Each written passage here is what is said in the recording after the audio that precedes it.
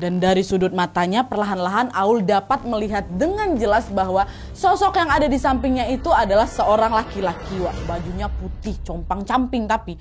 Hai, wassalamualaikum warahmatullahi wabarakatuh. Terima kasih sudah klik video ini. Oke, Wak, jadi malam ini kita akan melanjutkan lagi rangkaian KHW spesial Halloween yang udah masuk part 91. Buat kalian yang gak mau ketinggalan kisah horor Wawa lainnya bisa langsung pergi ke playlist aja, Wak. Cari kisah horor Wawa ada part 1 sampai part 91 nih ya. Nah, kalau kemarin aku sudah membahas tentang satu ruangan apartemen yang tiap malam suka diteror dengan suara-suara menyeramkan, di malam ini aku akan menceritakan pengalaman mistis Wawa yang mendapatkan gangguan sepulang mereka berkunjung ke salah satu tempat wisata, Wak. Nah, epicnya gangguan itu berlangsung selama 7 hari 7 malam. Dan selama diganggu ini, Wawa aku nih sering lupa dia ini habis ngapain aja gitu loh. Jadi kayak keskip dan dia ini jadi sering ngeblank gitu. Penasaran kalian kan?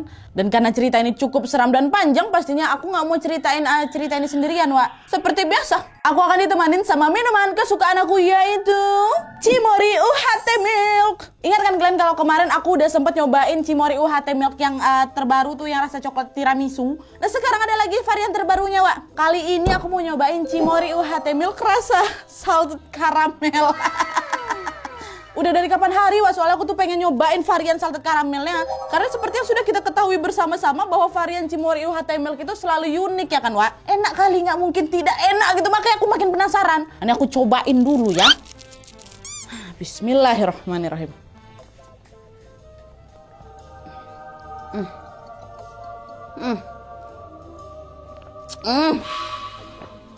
Enak kali rasanya, Wak. Mantap kali ya. Asli sini aku suka kali. Udah persis kayak minuman ala kafe kekinian tuh loh, Wak. Ada rasa gurihnya. Terus rasa karamelnya juga balance gitu loh. Kalau coklatnya udahlah nggak usah kalian tanya lagi kan, premium super. Dan belum lagi rasa susunya creamy kali, Wak. Bener kataku kan, kalian udah pada nyoba kan, semua pada nge-tag aku di Instagram. Memang varian Cimory UHT Milk ini enak-enak kali rasanya, Wak. Macam awaknya dibuat jadi susah nentuin varian favorit awak yang mana ya kan. Semuanya aja lah jadi favorit aku, jangan kalian suruh aku pilih salah satu. Orang enak semuanya kok, ya aku pilih semuanya lah. Emang enak, Wak. Nah, sekarang kalian juga jadi penasaran pengen nyobain kan? Tenang aja, Wak. Cimory UHT Milk yang varian salted caramel ini sudah tersedia di Alfamart. Jadi tunggu apa lagi? Langsung diserbu sekarang juga, Wak. Dan pastikan kalian harus dapatkan. Aku yakin kali pasti habis ini kalian rebutan saking senangnya ya. Aku aja langsung pengen ngeborong kok habis ini, kalian juga ya. Jangan sampai kehabisan, Wak. Sumpah ini enak kali rasanya. Minum Cimory UHT Milk udah, aku langsung seger lagi. Makin seger ya makin siap pula aku mau nyeritain KHW ke kalian kan. Jadi tanpa menunggu waktu lama lagi, kita langsung masuk aja ke ceritanya, Wak. Check it out.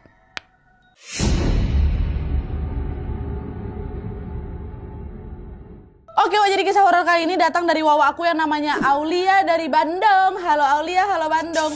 Nah, Aulia bilang, Wak, kalau sebenarnya pengalaman horor yang dia alamin ini pernah dia ceritakan di akun TikToknya. Rame tuh katanya sampai 4,6 juta view. Nah, ternyata setelah dia up kisah itu, banyak tuh yang nge-request ke Aul buat ngirim cerita ini ke aku biar lebih detail gitu lah ceritanya. Jadi lah ini makin bertambah koleksi cerita horor kita dibuat sama si Aul ya kan. Makasih banyak buat kalian yang udah request di kolom komentarnya Aul, dan tentunya makasih buat Aul yang sudah bersedia berbagi ceritanya di sini juga. Nah, jadi Wak, ceritanya pengalaman horor yang dialamin sama si Aul ini terjadi pada tahun 2013 setelah dia sama teman-temannya mengunjungi wisata Taman Hutan Raya yang ada di Bandung, Wak. Jadi ceritanya waktu itu Aul ini ikut suatu komunitas bernama Wismis. Wismis itu wisata mistis, cenah. Nah, Wismis ini dibuat oleh organisasi mahasiswa, Wak, di salah satu kampus di Bandung memang. Kebetulan sepupunya si Aul yang bernama Rifa ikutlah di komunitas itu. Diajaklah si Aul buat gabung juga. Nah, acara wajib dari komunitas Wismis ini adalah setiap malam Jumat mereka akan pergi berkunjung lah itu ke tempat-tempat angker ya kan. Macam lagi ya wisata hantu itulah. Nah, kebetulan waktu itu udah mau mendekati Ramadan. Otomatis kan mereka bakal vakum dulu tuh selama bulan puasa ya kan. Dan untuk menutup rangkaian Wismis sebelum bulan Ramadan ini, mereka pun sepakat untuk pigilah itu berkunjung ke Dago Pakar. FYI, Dago Pakar ini adalah taman wisata alam ya, Wak ya. Semacam taman hutan raya gitulah. Nah, sebenarnya waktu itu mereka sempat ragu, Wak, beneran mau ke Dago Pakar atau enggak nih. Karena tempat itu kata mereka dibilang masih cukup ekstrim, penerangannya kurang, dan ada juga gua Belanda sama gua Jepang di sana ya kan. Ditambah lagi kebetulan waktu itu si Aul ini lagi datang bulan hari keempat, yang konon katanya perempuan datang bulan itu kan memang jadi sering menjadi incaran mereka kan. Tapi Wak, gegara terlalu penasaran kali, akhirnya mereka memutuskan untuk ya udahlah kita tetap kesana aja gitu. Dan disinilah itu pengalaman horor yang dialamin sama Aul selama 7 hari 7 malam itu dimulai, Wak. Dah kita masuk di hari pertama nih, Wak ya. Hari yang ditentukan untuk mereka berangkat ke Dago Pakar. Dah, waktu itu rombongan Wismis pun berkumpul lah terlebih dahulu di base camp. Nah yang ikut waktu itu lumayan rame tuh, ada sekitar 10 orang, 8 laki-laki, 2 perempuan. Ada Aul, Rifa, sepupunya kan, Kak Kiki, Kak Boib, Tama, Kak Ijal, Kak Fajar, Ucel lah ya, mencampur ada 10 orang lah. Nah setelah semuanya lengkap, Wak, sekitar jam 11:15 malam mereka pun berangkat. Sesampainya di sana mereka pun langsung penelusuran. Nah karena jalanan di sana itu masih sempit, mereka pun jalan berjajar 2-2 orang gitu loh, Wak. 2. Nah waktu itu Aul ini jajaran sama Kak Kiki. Kak Kiki ini laki-laki, Wak. Dan mereka posisinya di barisan paling akhir. Dah jalan lah tuh rame-rame kan. Nah dari pertama mereka sampai di lokasi inilah, Wak, teror horor pun mulai terjadi. Kalau misalnya sebagian dari kalian udah pernah berkunjung ke Dago Pakar tahun 2013, kalian tuh bakal disambut dengan kayak sebuah jembatan kayu gitu loh, Wak, yang di bawahnya mengalir sungai kecil, kata Aul. Jalanannya juga masih tanah katanya, tapi untungnya udah rata gitu, bukan yang macam batu-batu gitu, enggak. Nah tapi anehnya setelah rombongan Wismis itu melewati jembatan tuh, Aul ini tiba-tiba merasa seperti ada yang menangkis kakinya. Alhasil Aul pun jadi jatuh lah berguling-guling ke tanah. Diselamatin sama kawan-kawannya kan. Nah pas dicek lagi sama Aul dan kawan-kawannya di lokasi tempat si Aul nih tersandung, di sana tuh nggak ada batu, nggak ada kayu atau hal-hal lain yang mungkin bisa membuat Aul nih kesandung, Wak. Macam tiba-tiba aja si Aul tuh jatuh. Nah di situ Aul udah mulai ngerasa aneh tuh, tapi dia tuh memilih untuk tidak terlalu memikirkan hal itu. Walaupun pada saat itu Aul sudah ngerasa kakinya sakit, moodnya kan jadi hancur lah gara-gara dia jatuh tadi kan. Aul memaksakan dirinya untuk bisa melanjutkan perjalanan sambil dipapah tuh sama Kak Kiki dan Kak Boib. Tetap lanjut tuh, bukan bubar. Nah singkat cerita rombongan Wismis ini pun sampailah, Wak, itu di Goa Belanda. Di situ hawanya udah nggak enak kali, Nadia, kata si Aul. Iyalah kalian datang jam 11 malam dan hampir jam 12 itu mungkin kan. Nah setelah sampai nggak ada pengunjung lain tuh, hanya mereka bersepuluh aja. Mereka pun tidak mempedulikan hal ini karena memang itulah tujuan yang mereka cari, ya kan, sepi gitu, lengang mereka aja. Nah nggak lama kemudian teman-teman Aul ini pada masuklah ke goa, mereka foto-foto lah di sana. Nah tapi, Wak, entah kenapa di situ Aul tetap ngerasa dirinya tuh kayak nggak nyaman gitu loh, dan dia memilih untuk nunggu aja di bawah pohon, nggak ikutan heboh foto-foto sama kawan-kawan yang lain, Wak. Nah tidak lama kemudian setelah berfoto-foto ria di dalam, salah satu temannya Aul yang bernama Tama tiba-tiba langsung muntah-muntah, Wak, setelah dia keluar dari goa itu. Dan di saat yang bersamaan Aul sama kawan-kawan yang lainnya juga mendengar ada suara orang batuk-batuk dari arah dalam goa. Padahal Tama ini lah orang terakhir dari rombongan Wismis tuh yang keluar dari Goa Belanda tuh. Di dalam udah gak ada orang lagi. Tuh siapa yang batuk-batuk tuh? Nah gegara kejadian itu akhirnya jelas membuat mereka jadi gak betah lama-lama di sana kan. Udah gak beres ini. Udahlah kita lanjut aja ke spot selanjutnya yuk, kata salah satu di antara mereka kan. Udahlah tuh pergilah mereka bersepuluh bergegas meninggalkan Goa Belanda dan lanjut lagi ke spot berikutnya di Goa Jepang. Nah kata Aul, Wak, di Goa Jepang ini hawanya udah beda dari sebelumnya. Gak seserem waktu di Goa Belanda tuh loh. Dan selama mereka di sana alhamdulillahnya aman-aman aja tuh. Nah lanjutlah mereka jalan lebih jauh lagi nih menelusuri Tahura atau Taman Hutan Raya. Kurang lebih jam 2 dini hari, Wak, mereka sampai di ujung Tahura tuh.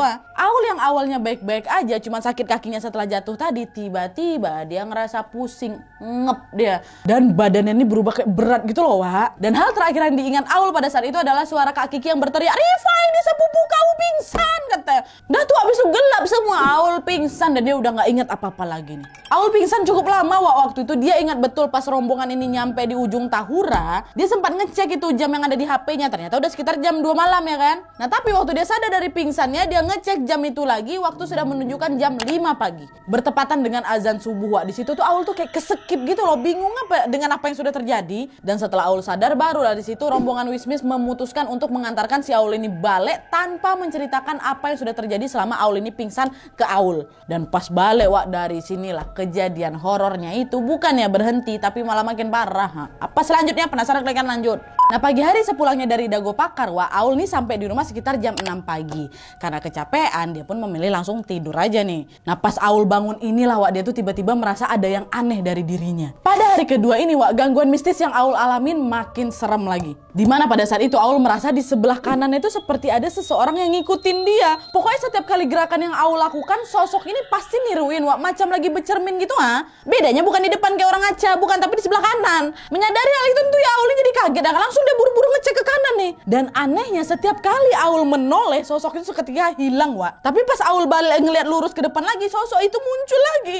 Jadi Auli cuma bisa ngeliat si sosok itu dari sudut matanya aja, Wak. Nah, meski si Auli udah mulai ketakutan, diperhatikannya lah kan sosok itu dengan seksama. Soalnya kan Auli juga penasaran kali kan, siapa nih sosok di sebelah kanan ini yang sebenarnya. Dan dari sudut matanya, perlahan-lahan Aul dapat melihat dengan jelas bahwa sosok yang ada di sampingnya itu adalah seorang laki-laki, Wak. Bajunya putih, compang-camping, tapi dia memakai celana hitam. Dan sosok itu tidak menggunakan alas kaki. Dan si sosok ini tetap melakukan apa yang si Aul lakukan. Tiap kali ditoleh sama si Aul, hilang dia. Saking takutnya si Aul waktu itu karena selalu diikutin ya kan, sampai pas mandi aja Aul tetap pakai baju, Wak. Iya loh, orang sosok yang ikutin dia laki-laki, kok malu lah si Aul. Dan selain diikuti oleh sosok laki-laki tadi, Wak, Aul ini juga merasakan keanehan lain dalam dirinya. Entah kenapa di hari itu tiba-tiba si Aul ini jadi suka kali nyisir rambutnya, Wak. Padahal nih, Wak, ya kata si Aul nih, selama 4 tahun aku kuliah, Nat, aku tuh gak pernah punya sisir loh di kos aku. Emang dari dulunya dia nih aslinya malah sisiran, Wak. Tapi hari itu dia nyisir aja terus. Nah, ngelihat kelakuan Aul yang tiba-tiba aneh ini, mamanya sempat kayak nyeletuk gitu. Aul, kok ngapain sih dari tadi tuh nyisir-nyisir rambut terus? Lama kali juga kau tuh ngaca. Mana tiap ngaca kau cengengesan, ketawa-ketawa gak jelas kau. Ngapa kau jadi aneh kayak gini? Itu kata mamanya, Wak. Hah? Apa nih, Mama? Orang Aul biasa aja kok. Biasa aja kayak gimana? Dari tadi aku tuh depan cermin terus nyisir kau sambil ketawa-ketawa. Tiba-tiba kau nangis. Jangan gitu lah, Aul, takut Mama nengok kau, kata mamanya, Wak. Hah? Apa Mama nih? Belum reda rasa bingungnya dengan semua keanehan yang dia rasakan sejak bangun tidur tadi. Aul kembali dibikin bingung dengan keanehan yang lain, Wak. Kenapa waktu dibilang mamanya kayak gitu Aul nih jadi bingung? Karena entah kenapa, Wak, tiba-tiba di hari itu si Aul nih jadi suka ngeblank, macam keskip gitu loh dia. Dia nih macam dibikin lupa sama apa yang sudah pernah dia lakukan di hari itu. Misalnya, dia habis mandi, terus beres-beres, makan, dandan, selesai itu jam 10.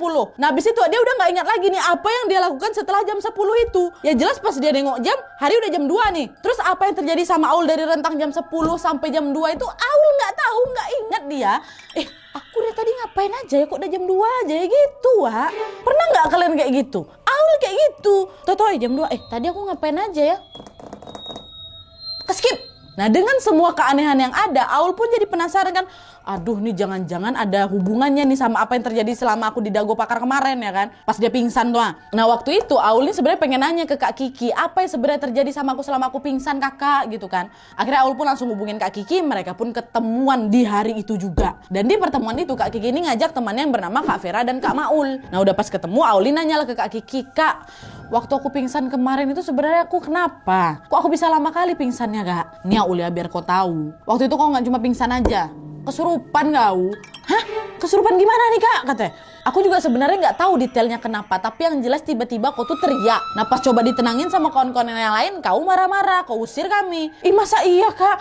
Aku nggak ingat loh, Kak, kalau aku pernah ngusir kalian. Tahu aku memang sosok yang ngerasukin kau itu yang lagi marah, dan kau tahu dia ngomong apa? Sosok tuh bilang, udah kalian pergi aja sana, biarin dia tinggal di sini, banyak yang suka sama dia, tinggalin aja dia di sini, gitu katanya. Nah, mendengar penjelasan dari Kak Kiki, Aul pun langsung yakin kalau keanehan yang dia alami seharian tadi tuh pasti ada kaitannya dengan kesurupan kemarin, iya kan? Dan setelah mendengar itu semua dari Kak Kiki, gantianlah Aul yang langsung bercerita tentang semua keanehan yang terjadi padanya sepulang dari Dago Pakar tuh. Semua ada cerita dari yang ngikutin dia, yang dari dia ke blank pula, ke skip, diceritain semua sampai akhir. Nah, Kak Vera yang ikut sama Kak Kiki itu pun nyimak nih ceritanya si Aul. Tiba-tiba dia bilang, ini fix nih, kau diikutin kau pasti, Ul. Kau harus langsung dibersihkan ini, Wak. Aku ada kenalan si Ustadz daerah Cimahi. Mama aku sering kesana kalau dia lagi kenapa-napa. Kau mau kesana? Barangkali Ustadznya bisa bantu, ayolah aku temenin. Kata si kakak ini. Mau aku, Kak, tolonglah bantuin aku. Ya udah, kapan kau sempat mau kesananya? Lebih cepat lebih baik, Ul. Hari ini pun aku mau, Kak. Nanti sore aja gimana? Boleh, nanti sore aku, Kiki, Maul ikut nemenin kau ya.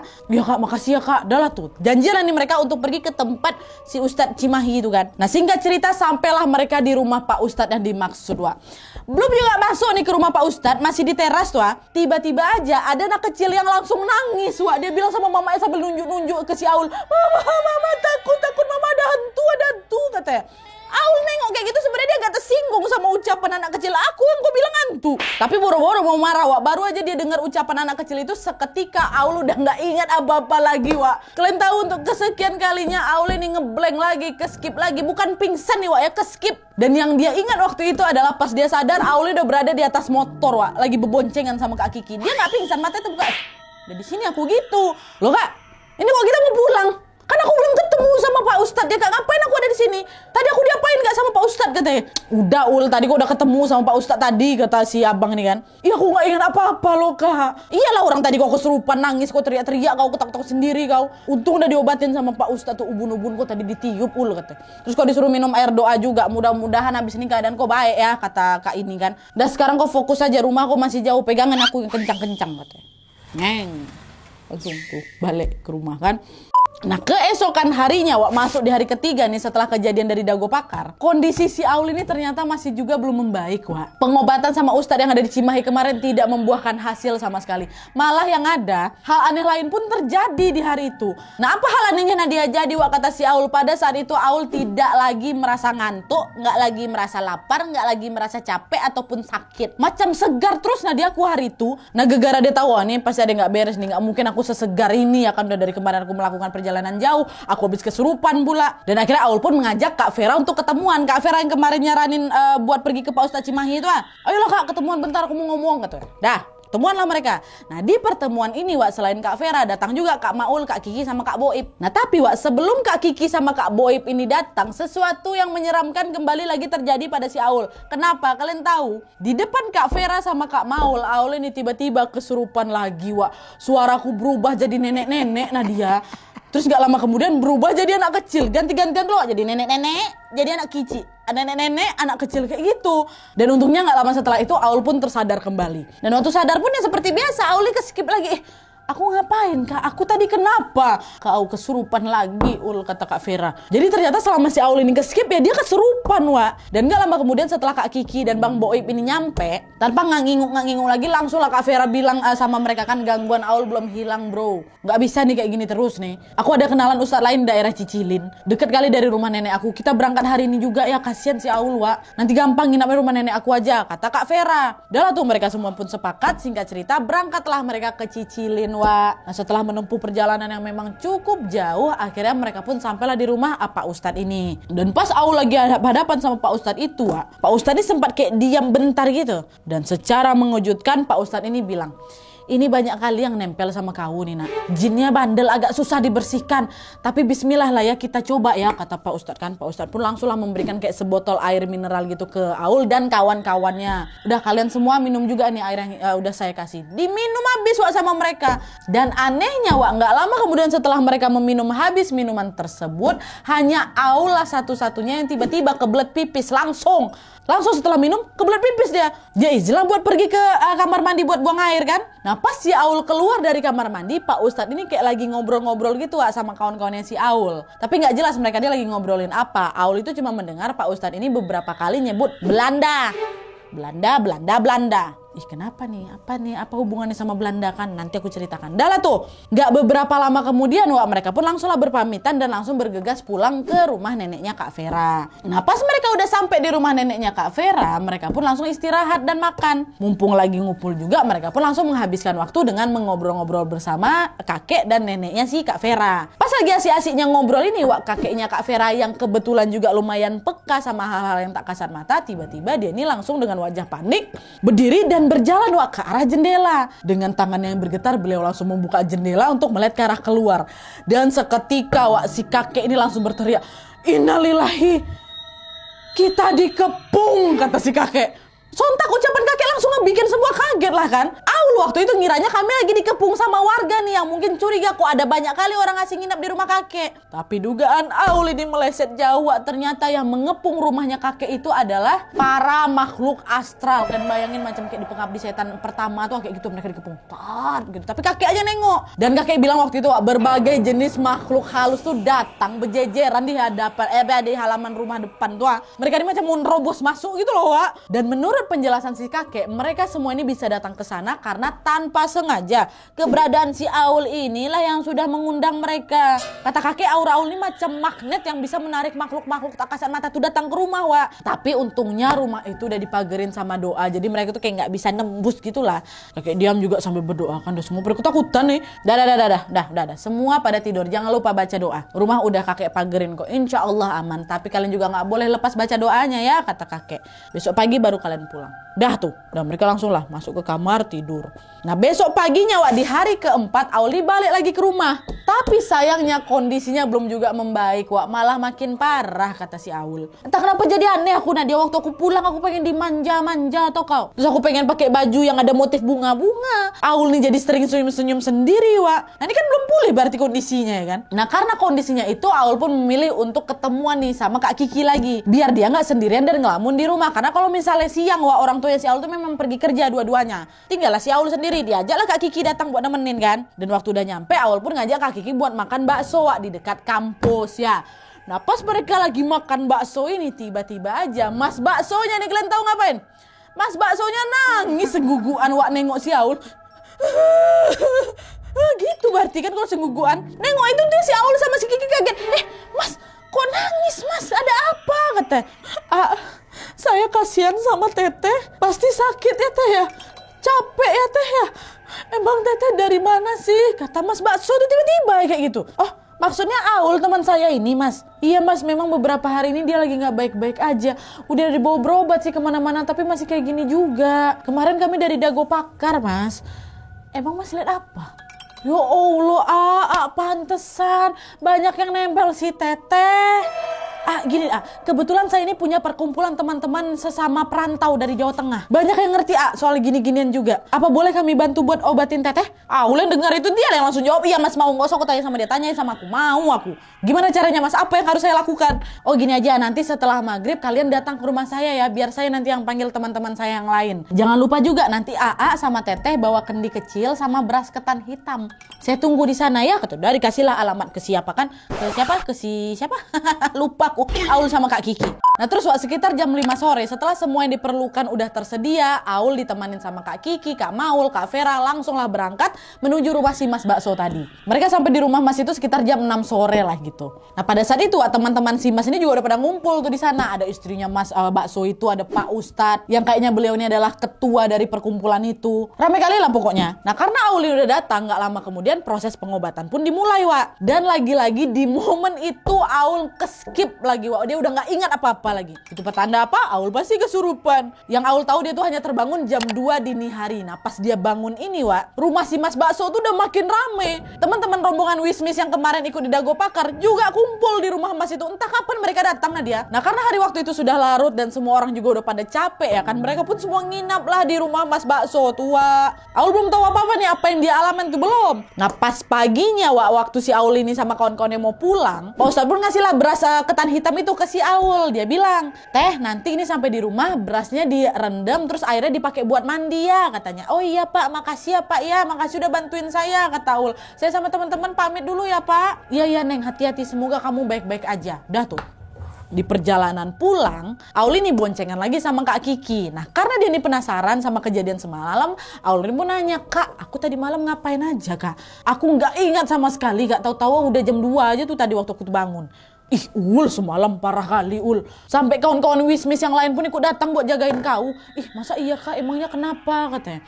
Kau tuh semalam ngamuk sampai mukul-mukulin orang tuh kau.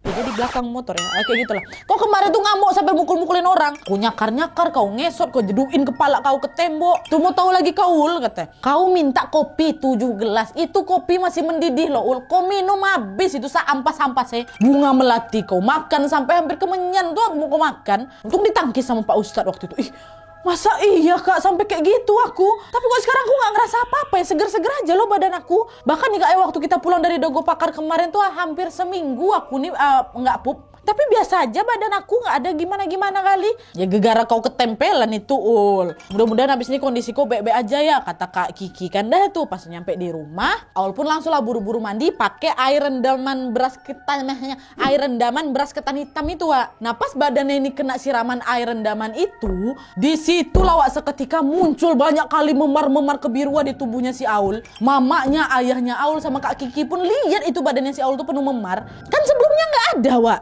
Dan di momen itu juga untuk pertama kalinya Aul merasakan sakit lagi. Sekujur badan aku sakit semua, Nadia macam habis dikeroyok. Di situ Aul mikir, oh jangan-jangan ini bekas sejak 5 hari kemarin tuh yang waktu aku nggak ngerasain apa-apa. Baru muncul inilah sekarang memarnya. Apa ini tanda aku udah mulai sembuh ya, kata si Aul. Nah melihat memar yang ada di tubuhnya, Aul pun mulai berharap kalau di hari kelima ini dia akan sembuh, Wak. Ditambah lagi selain memar, hari itu Aul ini juga merasakan kantuk yang luar biasa, hebat kali. Macam aku habis begadang lama tuh loh Nadia. Dan di momen itu juga untuk pertama kalinya Aul merasakan lapar. Padahal ingat kan kalian kan tadi aku sempat bilang kalau sejak si Aul ini pulang dari Dago Pakar, Aul tuh ngerasa badannya segar-segar aja. Dia nggak ngantuk, dia nggak capek, dia nggak lapar. Nah pas tiba-tiba dia ngerasa ngantuk dan lapar ini ya, Aul senang kali lah karena bisa, ya aku udah bisa membaik, udah bisa kembali seperti semula. Walaupun sesekali aku masih skip Nadia, paling nggak aku mulai merasakan tubuhku perlahan-lahan bisa normal kembali. Langsung lah tuh dia makan, dia tidur dan dia beristirahat. Nah agak membaik ini, Wak. Atau kok udah membaik dah, selesai nih Nat gangguannya. Aku pun sebenarnya pengen udah selesai, Wak.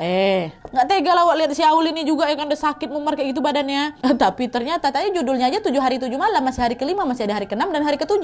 Betul, memasuki hari ke-6 Wak sejak dia dari Dago Pakar itu. Dan setelah beberapa kali melakukan proses penyembuhan, karena waktu di hari ke-6 ini ceritanya Aul ini lagi ngaca kan, Wak. Dan pas dia melihat pantulan wajahnya di cermin, seketika Aul menjerit ketakutan. Wah!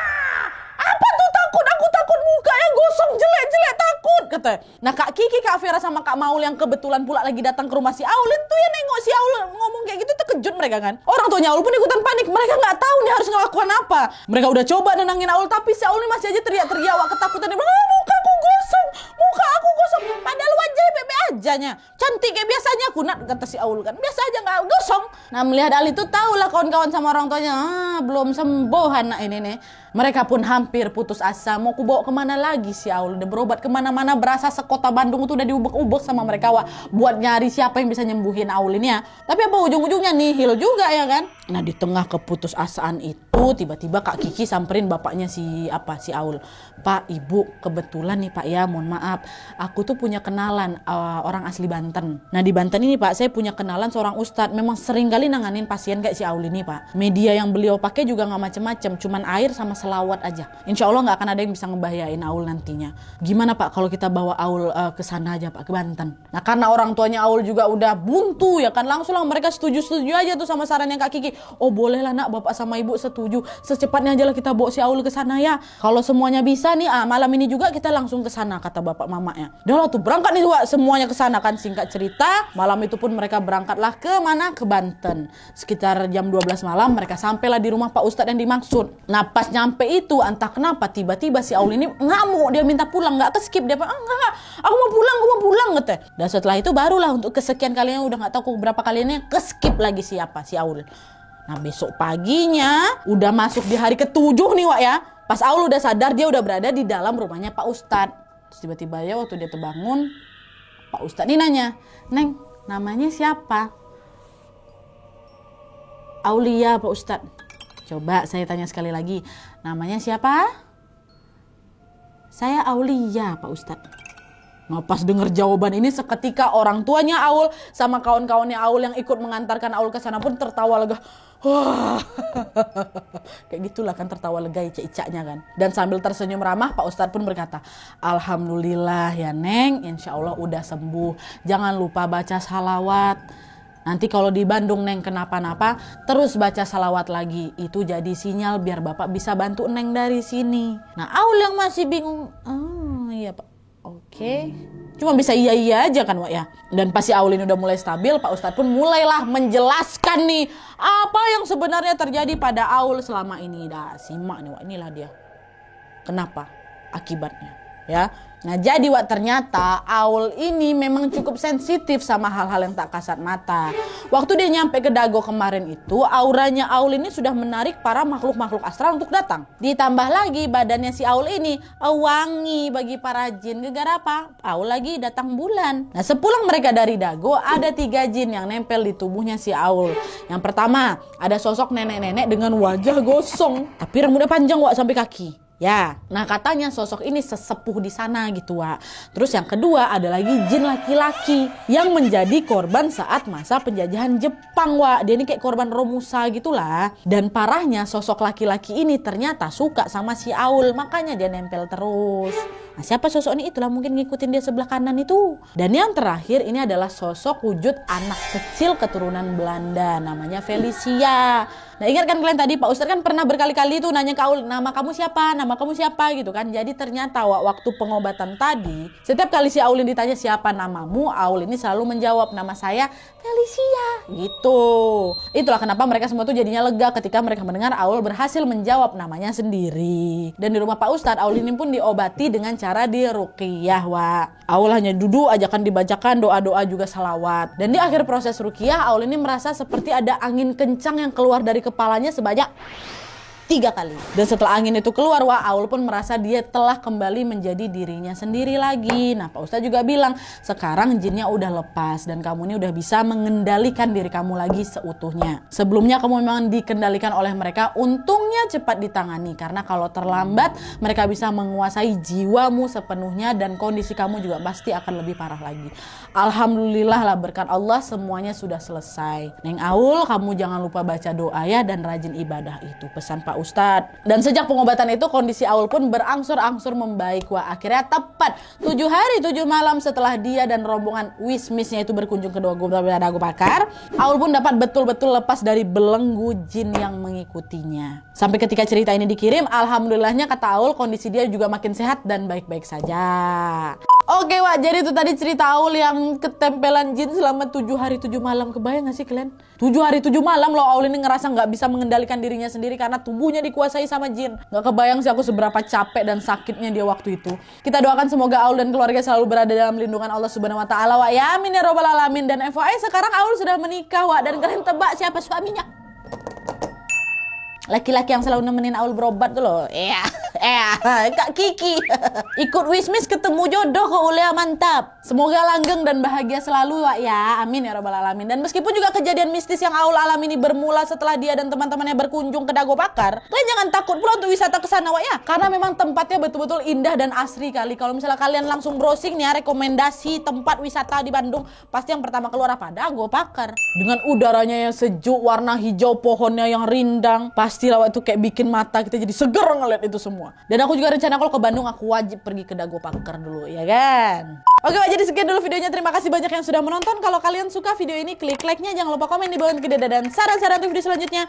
Jangan lupa nyalain notifikasinya supaya kalian tahu kalau aku upload video baru. And as always, jangan lupa untuk klik tombol subscribe supaya kalian sama-sama tahu informasi menarik dan menegangkan dari channel aku. See you next video, Wak. Bye.